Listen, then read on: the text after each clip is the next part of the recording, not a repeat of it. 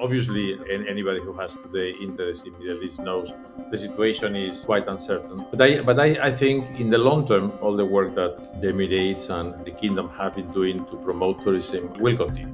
How big of a hit are we in for? So I think there are enough places where you're gonna still see a positive evolution. Obviously, in the current situation we have, as you said, should the situation last longer, should we have a collapse of the energy prices for 6 months, okay, where people cannot cook or cannot, then obviously the situation would be different.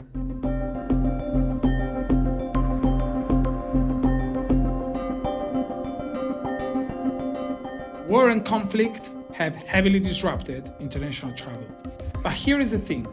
In a world shaken by geopolitical uncertainty, global tourism has shown tremendous resilience, with international arrivals exceeding their pre-COVID peaks since 2024. Will global tourism once again prove its endurance in the wake of the Iran war?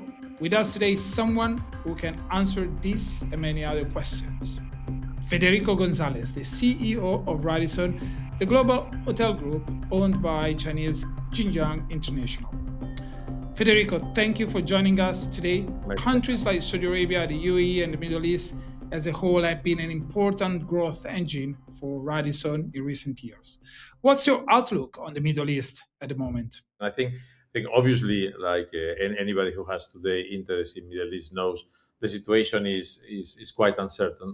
Obviously, for the next, let's say, 1 2 months, we know no change may happen, as even if there would be peace soon. It takes some time to restore the planes, the frequency, and the willingness of consumers to travel. But I think in the long term, all the work that the Emirates and the Kingdom have been doing to promote tourism will continue. And I think when we look to the long term years, to the long term plans, they have not been changed. Okay, I mean we have around 70 hotels in the region. Our growth plans are very important all over. We have the teams there, the investments, and that will continue. But obviously, as you say, the degree of uncertainty that comes now into the short term is important. But I would say, that nearly almost any year there is always events. Okay, I mean we had, like, some years ago we had the Russia. This is still existing, the Russia Ukraine conflict. We have had other disruptions, and I think somehow when you plan your growth strategies for the future, you try to have several markets that are growth in the long term, and then some markets where you can play a bit more in the short term. I think we have a very successful and growing business in China that is very important for us. We have a significant presence in India that is I always say it's not a country, it's a continent. That is growing extremely well, and also I think any event like what is happening now in Middle East also has negative effects, obviously, in the region, has negative effects in markets where Middle East is an important source market, like, for example, in the UK and in some other destinations. But also you may get some benefits, okay, during the coming 2 months in Spain or in Italy or in other resorts areas that are a bit more far away from the areas of conflict. I think it's part of our job to try to not to get a magic hat, but trying to be able to cope with this level of uncertainty in some regions and try to recover or compensate somehow those evolutions with other places where we think short term can have further growth. Let's stay in the Middle East for a second. Even if stability is restored, I mean, do you expect investors like Radisson's and other foreign investors to still feel comfortable taking a long-term view on the region? Yes. I think I have no doubt that what has been built during the last years. I mean, let's be aware that actually, I mean, at the end, both Saudi, Emirates, and all the region has invested during years into creating a destination. Okay, I think when you go to Dubai, you visit Dubai, the amount of people that have Dubai already in their mind as a travel destination, and Saudi is starting to do that. It takes years, to make a destination top of mind, and I don't think those kind of things stopped because of a short-term period. But if we look at the tourism industry and tourism and travel industry as a whole in the short term, how big of a hit are we in for, considering all that's happening on a geopolitical level, but also with the energy shock that is being generated by these hostilities? Well, I mean, it all depends on how long it lasts. But I think again, when you look globally, I think the world is big enough, okay, to find new destinations and new areas or new destinations. I mean, you have all Africa that actually is growing. You have India, as I said. You have China, as I said. We are talking about places with more than 1 billion people who are traveling. We need to think that 90% of the travel, more or less, is domestic travel. Okay, is not that.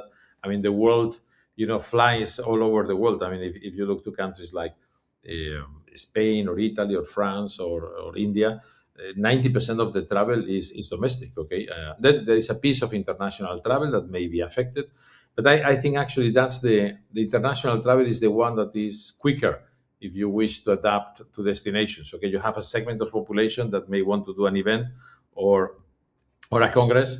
Well, a given destination maybe is not available, but okay, I may change destination. That's why, for example, you may have companies who have planned to do an event in a given destination in Middle East.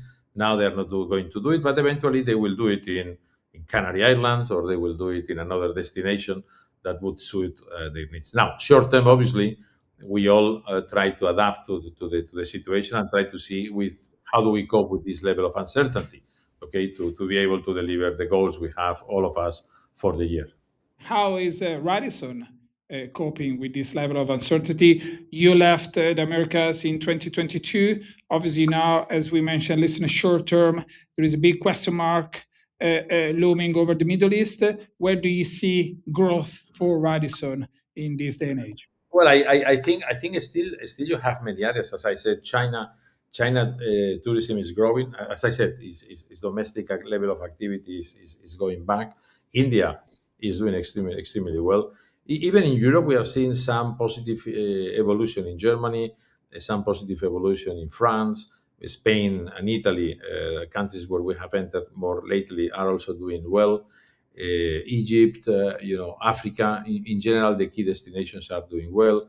So I think there are enough, if you wish, there are enough places where you're going to still see a positive evolution. Obviously, in the current situation we have, as you said, should the situation last longer, should we have a collapse of the energy prices for 6 months, okay, where people cannot cook or cannot, then obviously the situation would be different.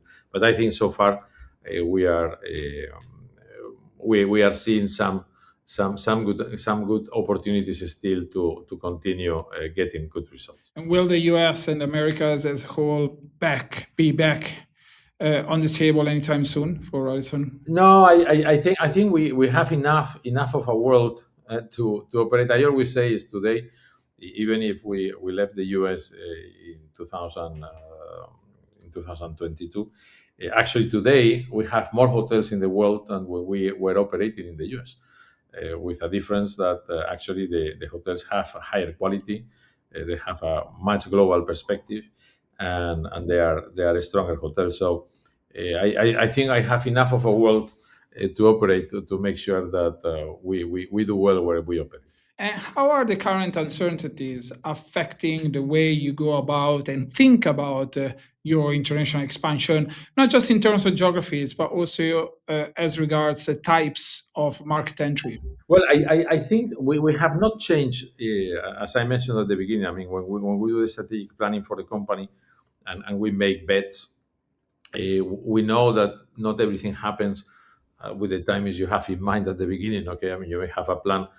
As I said, we were doing very well in India, but actually we think now we can do even better. Or the company has developed very well in France in the last years, but actually we think there is even further development in France. So I think is that's the work we do nearly, I would say, every day.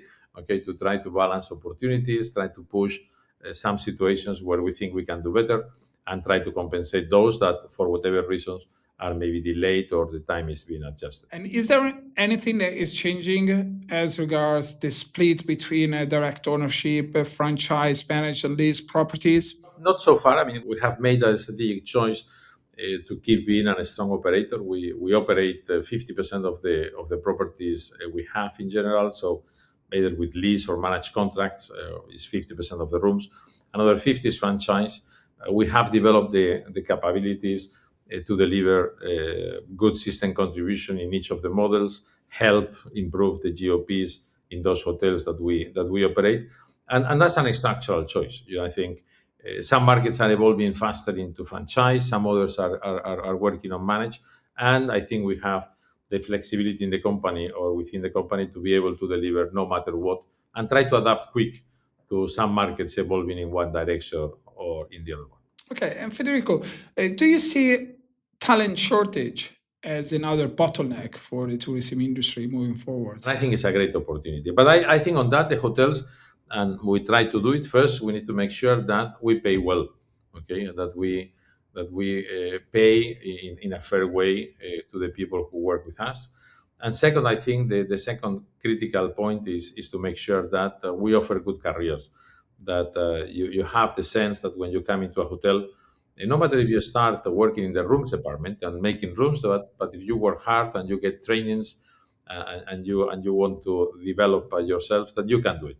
And I think so far, in most of the destinations where we operate, we are able to retain, part of this work of this workforce because of a good combination between salary, learnings, and career development. And what about artificial intelligence? Do you expect artificial intelligence to replace many of these jobs? Well, I always say, I hope that we will never replace the person welcoming you in a hotel, no matter how great the machine is, because I think that is what makes the human touch. I think is still in our business is very important, and I hope machines will never have feelings, even if they are very intelligent. Okay, that they would not be able to feel what you or me feel. Okay, but I think obviously artificial intelligence offers many good opportunities to improve productivity. There are many tasks where added value is not that significant that we can improve. We are trying to learn. I mean, there is no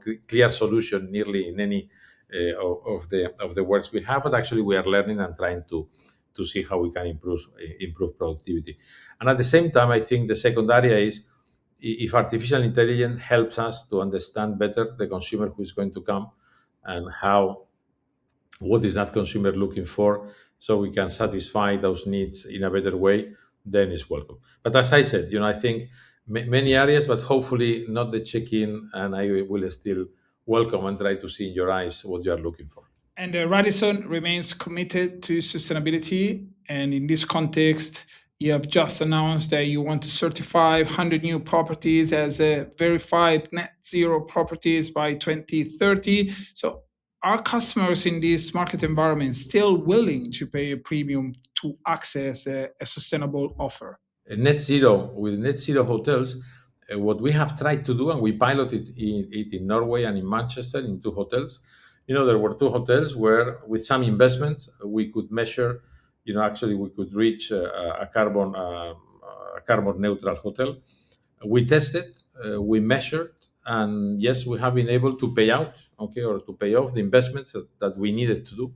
And actually, we have seen in both hotels a very high level of awareness that for me was a surprise because we thought it was going to be more kind of post awareness, but actually it was a significant amount of people who actually, before coming, were aware that the hotel was net zero, and an increase in RevPAR was enough, okay, to compensate the cost or the increase in cost that the move to net zero means.